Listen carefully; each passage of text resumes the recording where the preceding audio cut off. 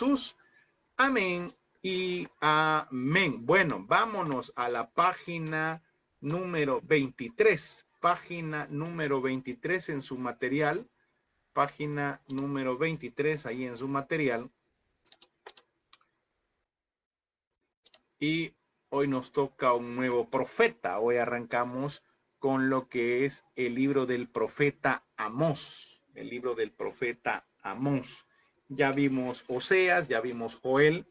Y pues hoy nos toca el libro del profeta Amós. Libro del profeta Amós. Tenga su Biblia abierta ahí en el capítulo 1 del libro del profeta, porque lo vamos a estudiar un ratito más adelante, lo que se refiere el capítulo 1. Bien, le decía, el profeta Amós, que significa el que lleva la carga. Eso significa, hermano, el nombre del profeta Amós. Usted conoce a alguien que se llama Amós. El nombre es, hermanos, el que lleva la carga.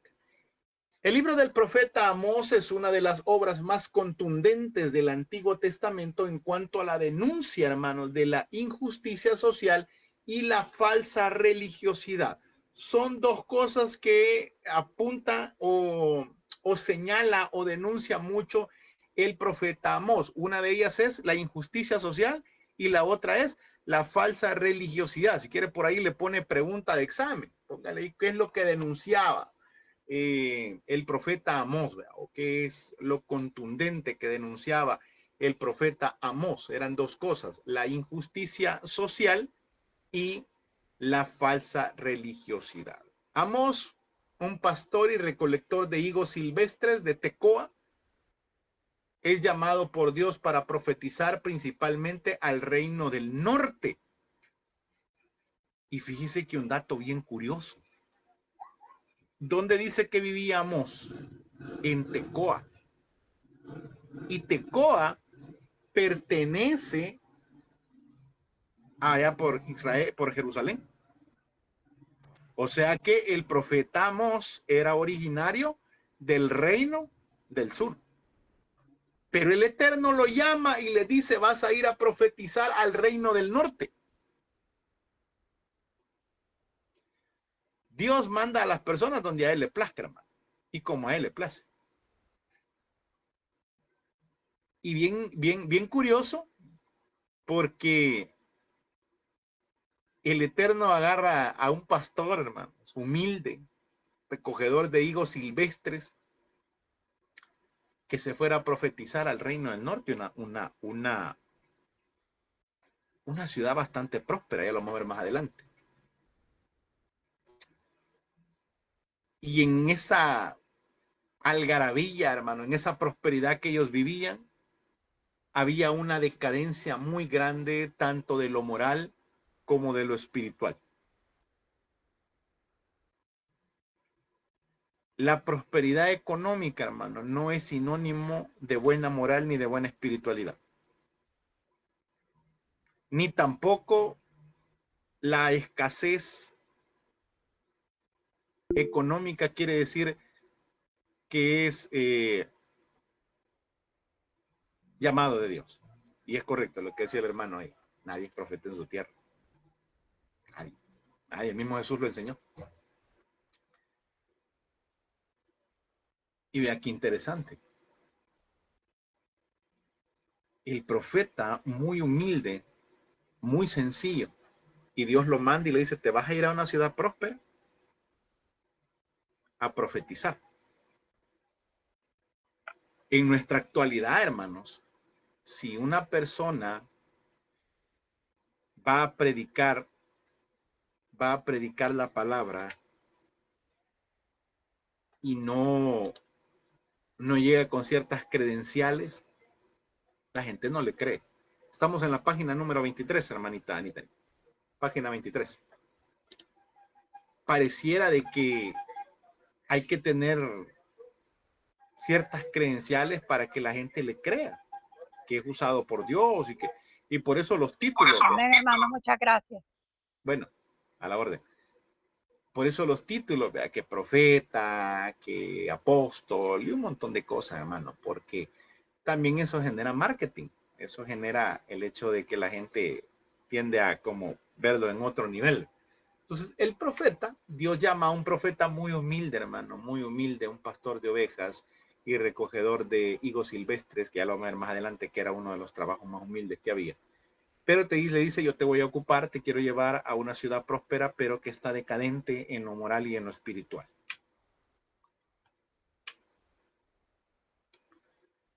A través de un lenguaje directo y firme, el profeta expone cómo la abundancia material había llevado al pueblo a oprimir a los pobres, pervertir la justicia y practicar un culto vacío, carente de verdadera obediencia a Dios.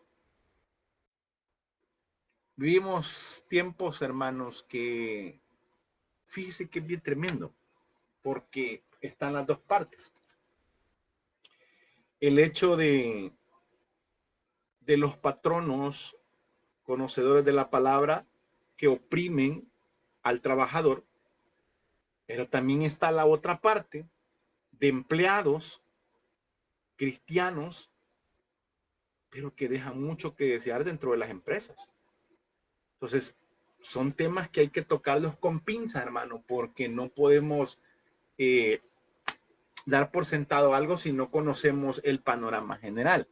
Ahora bien, hablemos de nosotros. Usted y yo, como hijos de Dios, como conocedores de la palabra, debemos de ser ejemplo en nuestros trabajos. Debemos de ser ejemplo en nuestros trabajos, en todos los sentidos. Desde la puntualidad hasta la forma en que nos expresamos. Y no con esto estoy diciendo usted se va a dejar. No. Y usted no necesita dejarse si Dios pelea por usted. Pero qué triste, hermano, ver gente que llega tarde al trabajo con la excusa de que ayer estuvo en una vigilia. Eso no es excusa, hermano. Eso no es excusa. Hermanos, necesitamos que se quede hoy. No, yo no me puedo quedar porque hoy tengo culto. Yo sé que Dios es primero, hermano, y eso no lo vamos a discutir. Pero si hay una necesidad dentro de nuestro trabajo, de nuestra empresa a la cual nosotros laboramos, no está de más podernos quedar más de alguna vez. Porque, vuelvo y repito, aquí habían dos cosas que tenemos que ver. Que el pueblo oprimía al pobre, siendo de su mismo pueblo, y lo que le decía yo en la actualidad, que hoy tenemos problemas dentro de las empresas con personas mal llamadas cristianas que dejan pisoteado el nombre de Cristo. Puedo hablar desde mi perspectiva, desde mi experiencia, hablar desde patronos cristianos y patronos inconversos. Y le digo, duele muchas veces decir que hay patronos inconversos que trabajan mejor que un cristiano, que son más serviciales, que son más puntuales, que son más respetuosos. Conocí también patronos, hermanos, cristianos, que pasaban con la radio encendida todo el día, pero trataban a los empleados de manera déspota. Entonces, debe de haber un equilibrio de los dos lados. Explico esto por la cuestión que vamos a ver de Amós, que por la abundancia material era oprimido el pueblo. Y se había vuelto un culto vacío, hermano, porque se había vuelto un culto religioso. Y muchas veces a nosotros nos pasa exactamente lo mismo. Nos caemos en la religiosidad, carente de una verdadera obediencia a Dios. Amós enfatiza que Dios no se agrada de rituales externos cuando hay una corrupción interna, declarando que la justicia y el derecho debe de fluir como un río constante. Yo no puedo pervertir el derecho de alguien y querer aparentar un ritual externo. ¿Cómo así?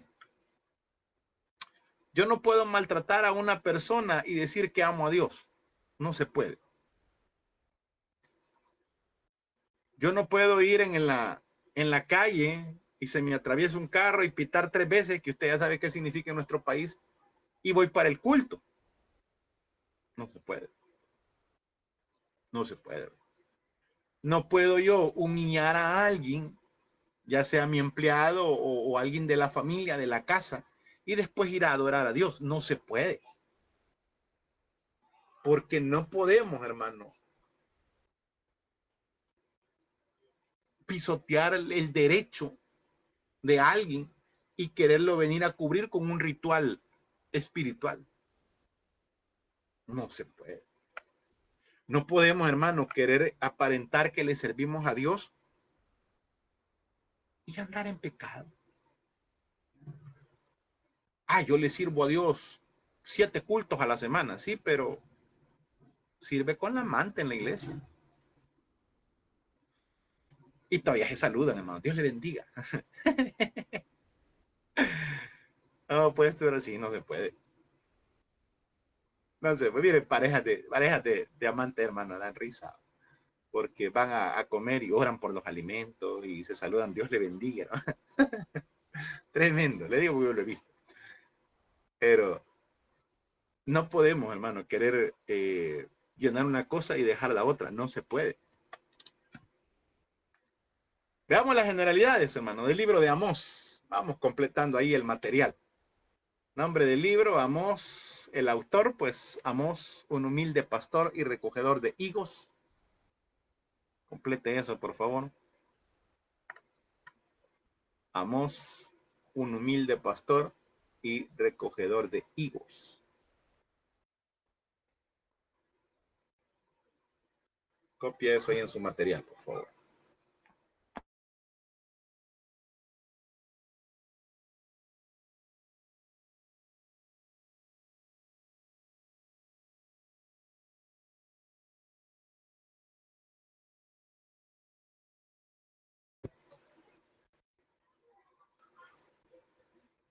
Libro del profeta Amós, escrito por un humilde pastor recogedor de higos.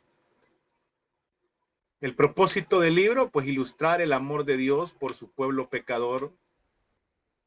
El tema, el juicio de Dios a punto de caer sobre Israel. Y el destinatario, el pueblo de Israel. Es decir, el reino del norte. El reino del norte. Copia eso, por favor, ahí en su material.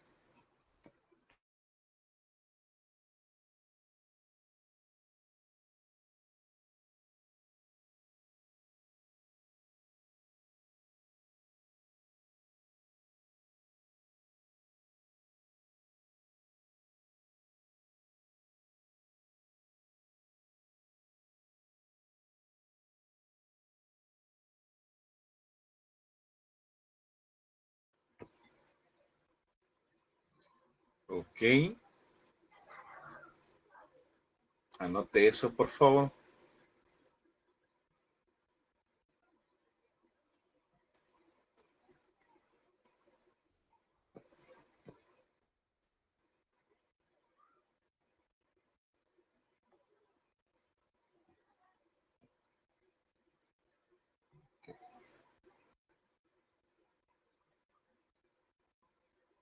El juicio de Dios a punto de caer sobre Israel. Era prácticamente el último aviso para lo que venía. Dijimos el destinatario, el pueblo de Israel o el reino del norte. Fecha de escritura, 760, 750 aproximadamente antes de Cristo. Las palabras claves, juicio, rectitud y justicia. Y el número de capítulos, un total de 9 capítulos. Total de 9 capítulos. Ok, bueno. Les vamos a mandar por ahí las notas. No te preocupes, si salió mal, ahí lo vamos a mandar por privado. Y le vamos a poner así como le poníamos a los papás, vea. Por favor, cerciore que su hijo trabaja en casa. Así lo vamos a estar haciendo. Ok. Vea, mire, el libro del profeta Amós se puede dividir en 4 secciones. Igual, pregunta de examen. El libro del profeta Amós se puede dividir en 4 secciones. ¿Cuáles son las secciones en las cuales se puede dividir? Juicio contra las naciones. Juicio contra las naciones. Entramos en misericordia. La misericordia de Dios sobrepasa todo entendimiento, dice la Biblia. Ok. Juicio contra las naciones, eso es el capítulo 1 y el capítulo 2. El número 2 pues nos habla acerca de las acusaciones y el llamado al arrepentimiento. Fue lo que Dios siempre habló con su pueblo, hermano. El arrepentimiento, el hecho de buscar, que el pueblo se arrepintiese, que el pueblo buscara. Siempre fue Dios el que ha buscado al hombre. Nunca el hombre ha tomado la iniciativa de buscar a Dios. Siempre Dios, hermano, que en su amor, en su misericordia, trata de buscar al hombre. También está, hermano, el día de Jehová y la falsa religiosidad. El día de Jehová, hermano, el día grande, terrible, temible, que hablábamos la vez pasada, que era el juicio, que también se avecina, pues el hecho de del día final, del anticristo, de la tribulación, todo eso se hace sinónimo a lo que es el día de Jehová, el día de Jehová. No me vaya a poner el día final, hermano, que va a aparecer Skynet por ahí. Si usted no ha visto Terminator, no va a entender el chiste. Pero bueno, ok. Y la falsa religiosidad. La falsa religiosidad. Y por último, las visiones de juicio y restauración final. Amós, como ya lo hemos visto, cuyo nombre puede traducirse como el que lleva una carga, dice que nace en Tecoa, un pequeño poblado ubicado en la región montañosa de Judá, aproximadamente unos 16 kilómetros, hermano, de Jerusalén. Por eso le decía yo la vez pasada, tengo un mapa para que más o menos ubique. Y si hay nombres que no aparecen, por lo menos usted va jugando ahí calculando y dice, aquí está Judá, aquí está Jerusalén. Entonces más o menos por aquí va quedando para que usted se ubique. Y si no, pues en internet busque Tecoa y ahí usted lo va a encontrar. Ok. También se le conoce, hermanos, como el primero de los profetas escritores. El primero de los profetas escritores del siglo VIII.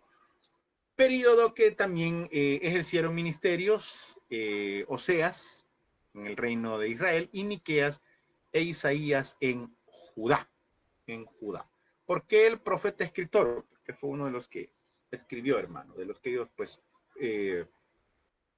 plasmaron lo que ellos decían. Por ejemplo, en el caso de Eliseo, en el caso de Elías, hay cosas que ellos no las escribieron y fueron profetas.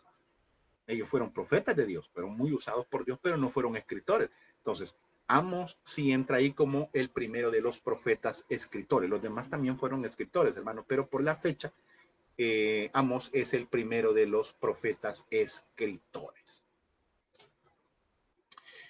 El propio Amós es el que afirma que no había sido formado como un profeta de profesión. En cambio, él explica que se dedicaba al cuidado de rebaño, al cultivo de higos silvestres, que era un alimento común entre las personas de escasos recursos. El higo, los frutos secos, las espigas, eran alimentos que quedaban para las personas de escasos recursos, hermano. Y también el hecho de el dedicarse al cuidado, al pastorado. No crea que era algo muy bien visto. También era un poco denigrante para ellos. Entonces, decir que un pastor de ovejas y alguien que recogía silvestres, higos silvestres, iba a ir a predicar la palabra de Dios a una nación próspera, era un poco chocante. Era un poco decir, vos cómo venís a hablar de un Dios todopoderoso y mira cómo estás. O sea, Dios te tiene, tal vez no en abundancia, pero está en un poquito de escasez. Y por eso se lo decía hace un momento. Prosperidad no es sinónimo de que es bendición de Dios. Tampoco, hermano, porque soy cristiano voy a vivir en escasez toda la vida. No, tampoco, una vida normal. Ahora bien, aunque él provenía del reino de Judá, como lo expliqué hace un momento, Dios lo llama para anunciar el mensaje al reino del norte. Fíjese que Amós, un hombre de Dios, y yo sé que cuando usted dice, él es un hombre de Dios, o viene un hombre de Dios a las naciones, nos imaginamos a un misionero, a un pastor, a un predicador, a alguien que con un ministerio grande, y creemos muchas veces, hermano, que por el tamaño del ministerio es la unción de Dios, y no es cierto. Tampoco estoy diciendo que Dios solo se va a mover en iglesias pequeñas, no estoy diciendo eso tampoco. Pero es más importante la comunión con Dios que la grandeza que puede tener un ministerio. Es más importante, hermano, el hecho de la relación que se tiene con Dios.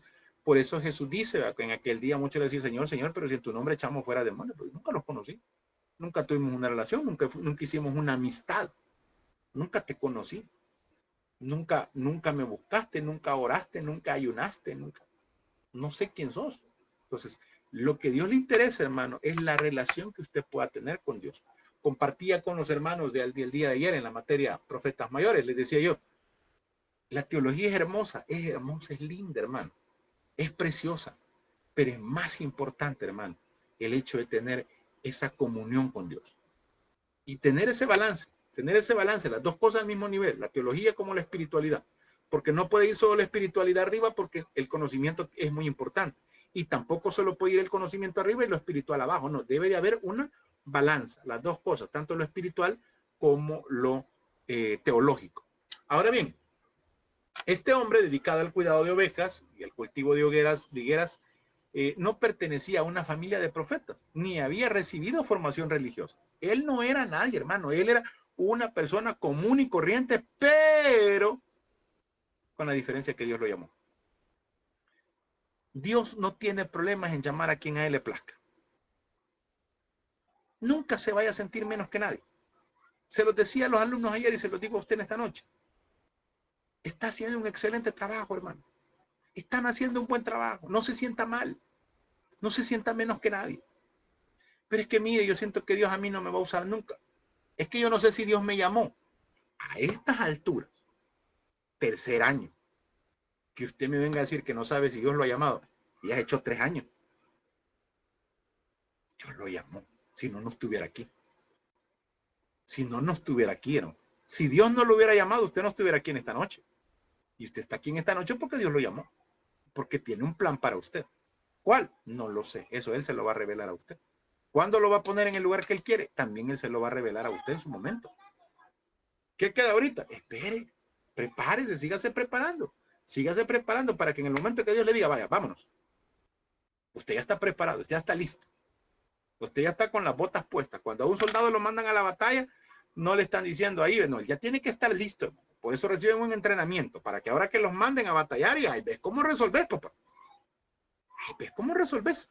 Ya fuiste preparado, ya fuiste instruido. Y Dios está invirtiendo en usted 4 años para que el día que lo tire y le diga, vaya, te vas a predicar. Ya sabes, ya estás formado. Ya estás formado. Y aquí estamos. Ahora bien, sigamos. Dios lo llamó a dejar su trabajo para llevar el mensaje profético al reino del norte. Amado hermano, hay gente que me ha preguntado, pastor, ¿Dios llama a tiempo completo? Sí, pero hasta que Él lo llame. Pastor, ¿dejo mi trabajo para servirle a Dios? No. Si Él no se lo ha dicho, no lo haga. Por eso hay un montón de personas que se frustran, hermano. Que se frustran porque dejan su trabajo, porque dicen, yo le voy a ir a servir a Dios al 100% y dejo mi trabajo. Y cuando vengo a ver, a los 2-3 meses ya tengo un montón de recibos acumulados. Tengo la deuda de la casa y yo digo, Señor, ¿qué pasó? Y lo que el Señor le va a decir es que yo no te dije que hicieras eso. Si Dios no lo ha llamado a tiempo completo, no se vaya.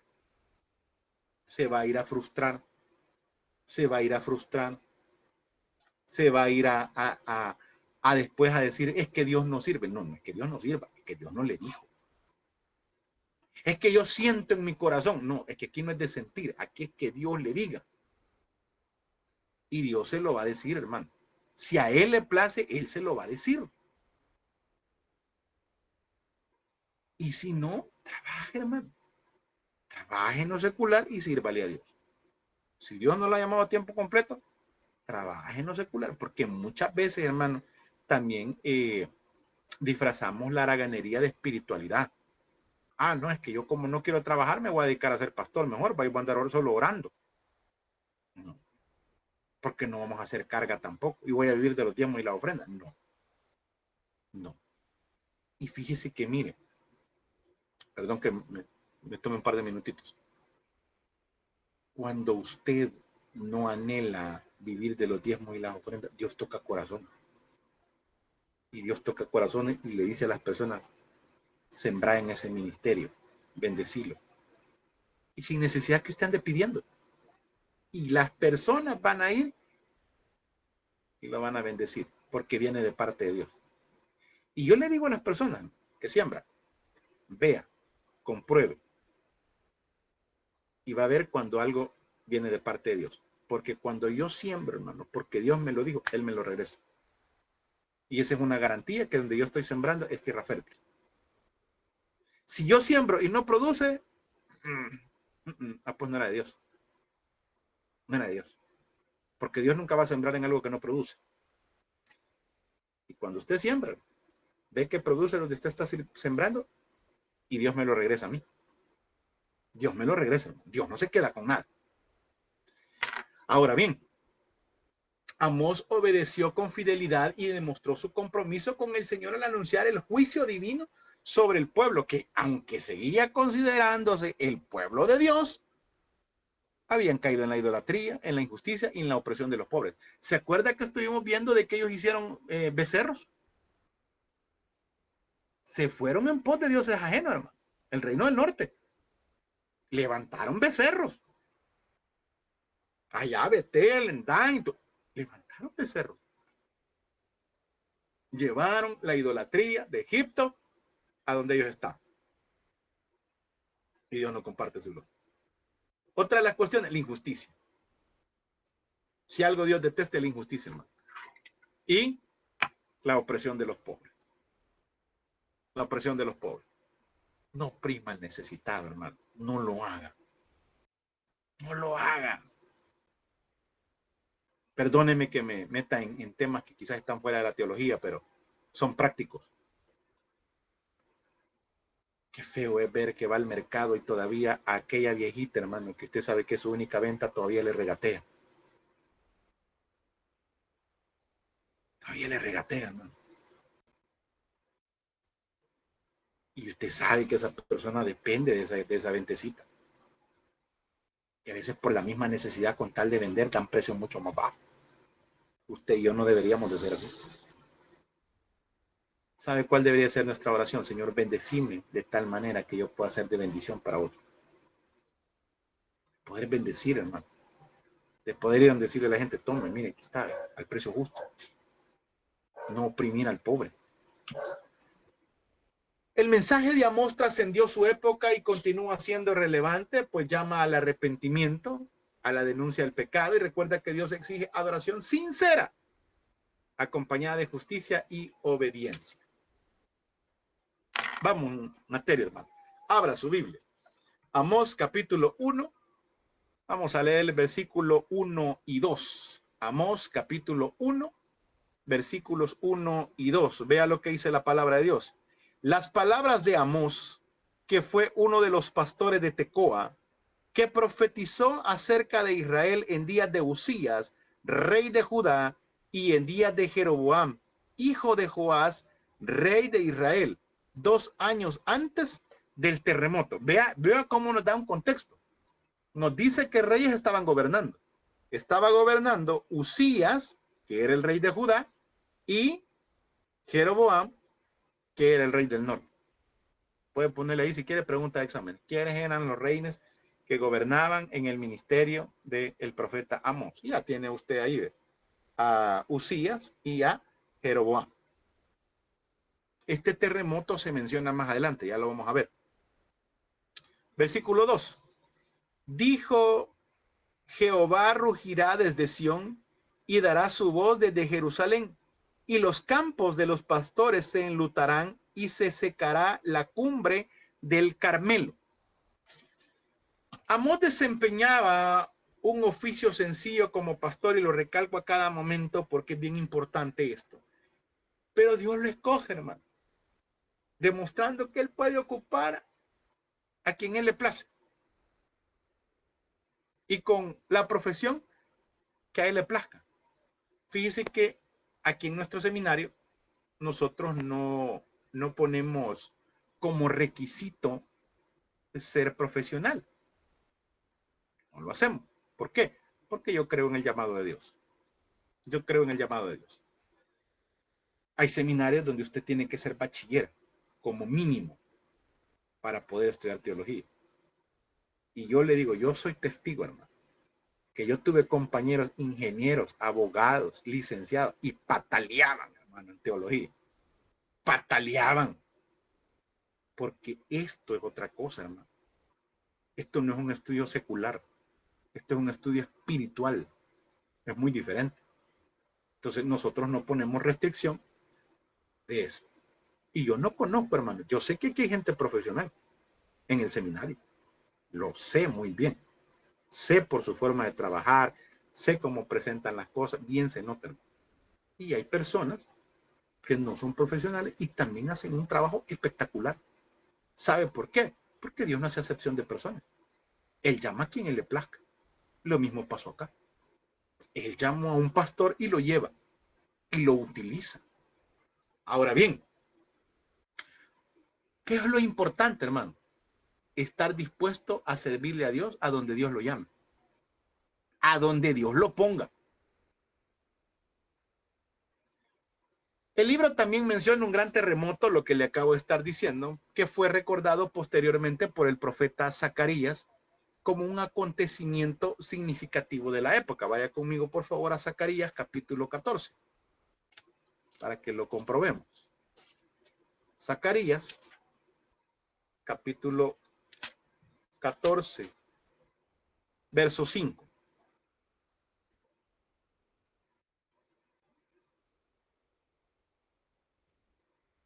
Zacarías 14:5. Vea lo que dice. Y huiréis al valle de los montes, porque el valle de los montes llegará hasta Asal. Huiréis de la manera que huisteis por causa de los terremotos en los días de Usías, rey de Judá, y vendrá Jehová mi Dios y con él todos los santos. Vea cómo lo comprueba. Y qué linda es la Biblia los detalles. Hasta nos dice el rey que estaba gobernando. Y si usted se va allá, entonces, bien interesante esto, hermano, cómo en la misma Biblia se comprueba de los eventos. Ok, sigamos. Fíjese que también hace una comparación de cómo Dios cuida, guía y protege a su pueblo, pero también hace la otra comparación, que como león ejecuta juicio contra los pecadores y los infieles. Dios a su pueblo lo ama y lo consiente, lo protege, pero también se vuelve un león contra sus enemigos. Puede ser un pastor amoroso para con su pueblo, pero también se puede convertir en un león, hermano, que ataca y destroza a sus enemigos. La referencia al Monte Carmelo, una región conocida por su gran fertilidad, resalta la gravedad del juicio divino, pues incluso ese lugar llegaría a secarse a causa de una severa sequía. Eventos que sucedieron en la época de Amós, el terremoto, una sequía, y menciona el Monte Carmelo, que es como un campo próspero, algo así es la traducción de Carmelo, un campo próspero. Iba a ser tan grande la sequía, hermano, que eso se iba prácticamente a quedar en el olvido. Ahora vamos del versículo 3 al versículo 5. Vaya conmigo, por favor. Amós, capítulo 1, versículos del 3 al 5. Vea lo que dice la palabra de Dios. Así ha dicho Jehová: por 3 pecados de Damasco y por el cuarto no revocaré su castigo, porque trillaron a Galaad con trillos de hierro. Prenderé fuego en la casa de Hazael y consumiré los palacios de Ben-Hadad, y quebraré los cerrojos de Damasco y destruiré a los moradores del valle de Adén y los gobernadores de Ben-Edén, y el pueblo de Siria será transportado a Kir, dice Jehová. Vamos a explicar esto. Damasco, la capital de Siria, que todavía sigue siendo, hermano, la capital, y fue un antiguo enemigo de Israel, dejó representada una amenaza importante después de ser conquistada por Asiria en el año 802. A través de Amós, Dios anunció juicio contra Siria y las demás naciones vecinas, incluyendo Judá, debido a sus repetidos pecados y desobediencia. Judá también se fue en la colada por desobediente. Aunque Israel pudo haberse alegrado al escuchar el castigo de sus vecinos, de los asirios y todo lo que venía, también recibió la condena de parte de Dios, demostrando que Él juzga a todas las naciones de la misma manera, de la misma justicia, imparcial, sin hacer excepción de personas. Mire, Dios es un Dios justo, hermano. Y cuando usted esté pasando por una injusticia, tranquilo, deje que Dios pelee. Dios va a actuar. Dios no va a tener por inocente al culpable. Tarde o temprano va a llegar el juicio. El mensaje enfatiza que el pecado puede convertirse en un hábito si no se reconoce y se abandona. La única salida es confesarlo, buscar el perdón de Dios y vivir en obediencia. Amado hermano, lo primero que nosotros debemos de reconocer que estamos en un pecado. Reconocer. Dicen los alcohólicos anónimos que el primer paso es reconocer que necesitan ayuda. Que necesitan ayuda. Reconocer que están enfermos. Hermano, usted y yo debemos de reconocer que necesitamos de Dios. Y si usted, hermano, en esta noche usted está en algún pecado, reconózcalo delante de Dios y pídale perdón. Dios es un Dios de oportunidades. Dios es un Dios de perdón. Vaya delante de Dios y dígale, Señor, confieso mi pecado delante de ti, te pido perdón y voy a tratar de cambiar. Yo no soy partidario, hermano, de decir los pecados públicos dentro de la iglesia. Hermano, pase delante de todo el Sanedrín y el pueblo y confiese ante la congregación el pecado. No, hombre, hermano, eso no se hace. No se expone el pecado. Ni tampoco, hermano, se expone el pecado de nadie del púlpito. Hermanos, el hermano fulano de tal, el pastor José Luis Uribe, fue encontrado en pecado de adulterio y por eso es desligado. Eso no se hace. No se hace. Porque un día podemos estar nosotros en el banquillo de los acusados. Y si Dios nunca acusó así de esa manera, ¿por qué lo vamos a hacer nosotros? Pastor, ¿usted está adobando el pecado de alguien? No. Si Dios lo saca todo a la luz, hermano, no necesita que nosotros lo hagamos. Además se menciona la casa de Asael, que representaba el reino de Siria, y Ben-Hadad, que era su hijo. Él anunció que los sirios regresarían a Kir. Esto era un símbolo de juicio y humillación. Que los sirios regresaran, hermano, a Kir, era como decir que el pueblo de Israel regresaba a Egipto, a la esclavitud. Entonces les dice a los asirios, hey, van a regresar aquí. Van a regresar a ser esclavos. Van a regresar donde ustedes fueron sacados una vez.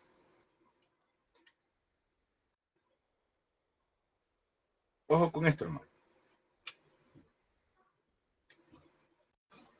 Nunca quiera regresar de donde Dios lo sacó. No lo haga. Solo por probar nuevamente.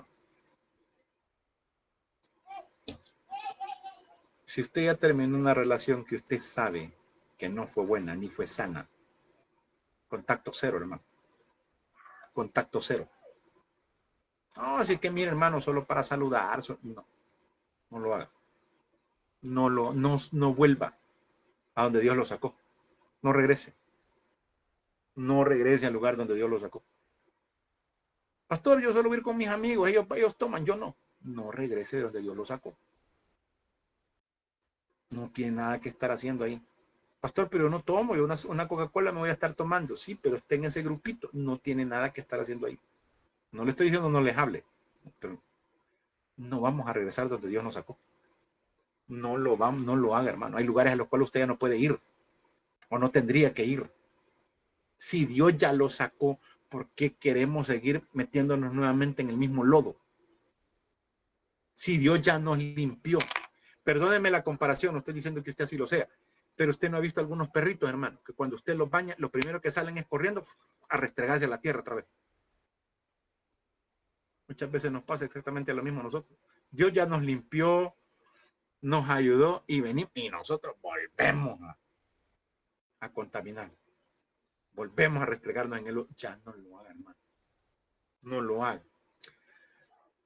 Vámonos al capítulo 6, perdón, al versículo 6 hasta el 9. Capítulo 1, versículos del 6 al 9.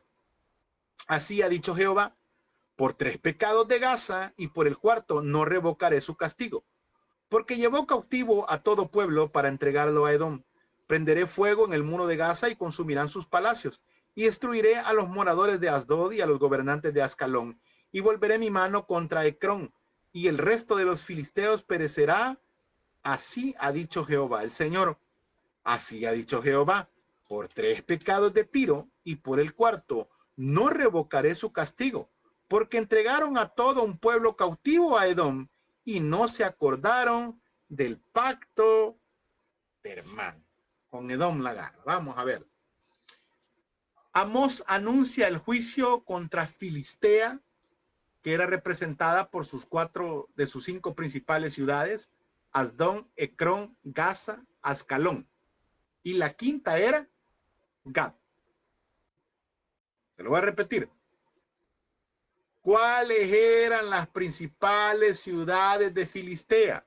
Asdón, Ecrón, Gaza, Ascalón y Gat. Por eso se acuerda que Goliat era de Gat. Ahí lo dice, porque era de Filistea. El mensaje indicaba que toda la nación filistea iba a ser castigada. También profetiza contra Tiro. Recuerda que habíamos hablado de Tiro y Sidón, ya lo vimos, hermano. Lo vimos en los profetas mayores y ya lo vimos también en Isaías. Una de las principales ciudades de Fenicia, aunque en el pasado había mantenido relaciones y tratados con Israel, suministrando madera de cedro para la construcción del palacio de David y del templo, esto no libró del juicio divino y de la maldad. Hay algo que quiero enfatizar. Vea lo que dice el versículo 9. Porque entregaron a todo un pueblo cautivo a Edom y no se acordaron del pacto de hermanos. ¿Por qué menciona esto, hermano? ¿Por qué menciona Edom y el pacto de hermanos? Vamos a ver, los escucho. Porque eran hermanos y no los dejaron, cuando ellos salieron de Egipto, no los dejaron pasar. Ok, amplíenos de dónde venía Edom o quién era Edom. Saúl. Esaú. Esaú. Con Jacob. Jacob y Esaú, correcto. Le cambian el nombre, le ponen Edom, que significa... Y de Jacob las 12 tribus. Exactamente, y ese hermano. Pero ellos, Edom, se volvió acérrimo enemigo de Israel. Y Dios eso nunca lo tuvo por agrado. Por eso yo le digo, hermano, no pelee con nadie, deje que Dios pelee. Mire, pero es mi familia, Dios pelee. Tranquilo, Dios va a actuar. Vámonos al versículo del 10 al 12, hermano. Prenderé fuego en el muro de Tiro y consumirá sus palacios. Así ha dicho Jehová, por 3 pecados de Edom y por el cuarto no revocaré su castigo, porque persiguió a espada a su hermano y violó todo afecto natural y en su furor le ha robado siempre y perpetuamente ha guardado el rencor. Prenderé fuego en Temán y consumirán los palacios de Bosra. Hubo un rencor siempre, hermano. Siempre hubo un rencor de parte de Edom, de parte de los edomitas. Siempre sintieron aquel resentimiento para con Jacob, porque decían, él nos robó, él nos quitó la herencia, él nos dejó como estamos. La verdad no fue así, no del todo fue así. También él tuvo parte de culpa en vender su primogenitura. Edom e Israel tenían un origen común, ya lo estuvimos viendo, ambos descendían de Isaac. Edom provenía de Esaú, el pueblo de Jacob, lo que acabamos de estar viendo. Y a pesar de este parentesco, ambas naciones mantuvieron una constante enemistad. Edom se alegró de la desgracia de Israel. Y le dijo el Señor, ok, te alegraste de la desgracia de tu hermano, hoy te voy a pasar la factura a vos. Y muchas veces a nosotros nos pasa lo mismo, hermano. Nos alegramos cuando Dios ajusticia a alguien y decimos, ya ves, es que Dios tenía que pasarle juicio. Es que ya ves, yo estaba orando para que... No, hermano, miren. Déjelo. Deje, usted solo ve y dígale, Señor, como le dijo Moisés, eres implacable. Eres implacable, Señor. Y así como le mandaste juicio a aquel, si yo no me porto bien, de la misma manera me lo vas a mandar a mí. Vámonos al capítulo 13, del versículo 13 al 15, acá sí vamos finalizando. Así ha dicho Jehová, por 3 pecados de los hijos de Amón y por el cuarto no revocaré su castigo, porque para ensanchar sus tierras abrieron a las mujeres de Galaad que estaban en cinta. Las hicieron parto obligatorio. Prácticamente un aborto. Encenderé fuego en el muro de Rabá y consumirán sus palacios con estruendo en el día de la batalla, con tempestad en el día tempestuoso, y su rey irá en cautiverio, él y todos sus príncipes, dice Jehová. Los amonitas, hermano. Los amonitas, ya se menciona aquí Amón, eran descendientes de Lot. Se acuerda que ellos tuvieron una relación incestuosa. Era el padre con sus hijas. Y de esas dos se volvieron enemigos de Israel. A lo largo de su historia, continuaron atacándolo. Y el pueblo israelita cae en la idolatría. Rabá era la capital de Amón. Y debido a su maldad y violencia, Dios anunció por medio del profeta Amós que Asiria los iba a invadir y los iba a destruir. Voy a ocupar a alguien más, les digo, para mandarle juicio a ustedes. A veces nosotros ofendemos y humillamos a alguien, hermano, que es débil, que quizás sabemos que nos podemos sublevar contra él. Pero Dios siempre va a mandar a alguien que nos va a hacer exactamente lo mismo o peor. Y ahí usted y yo no vamos a poder decir nada. Todo lo que el hombre sembrare, eso también segará. Todas las veces que nos han humillado a nosotros, hermano, es porque quizás nosotros humillamos a alguien.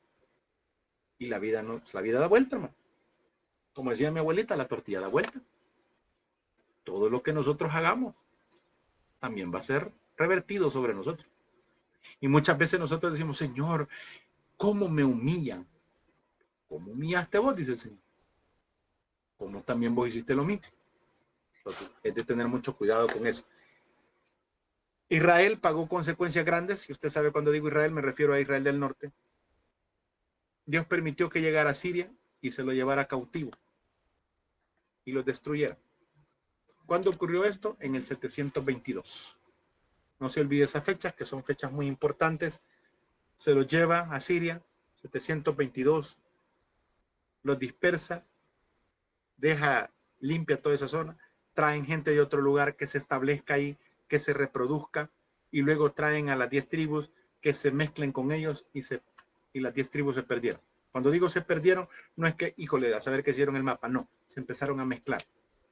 Y ya hubo esa mezcla, ese paganismo, que después por eso los de Judá se sentían más grandes y les dice el Eterno, no se sientan grandes, tampoco, no se crean más que los demás, porque muchas veces también nos cae a nosotros esa enfermedad. Es que yo soy cristiano, yo soy hijo de Dios. No tiene nada que ver, hermano. A la hora de que Dios nos vaya a justiciar, si usted y yo estamos haciendo las cosas que a él no le agrada, va a llegar juicio a nuestras vidas. Mis amados hermanos, vamos a quedarnos hasta acá en esta noche.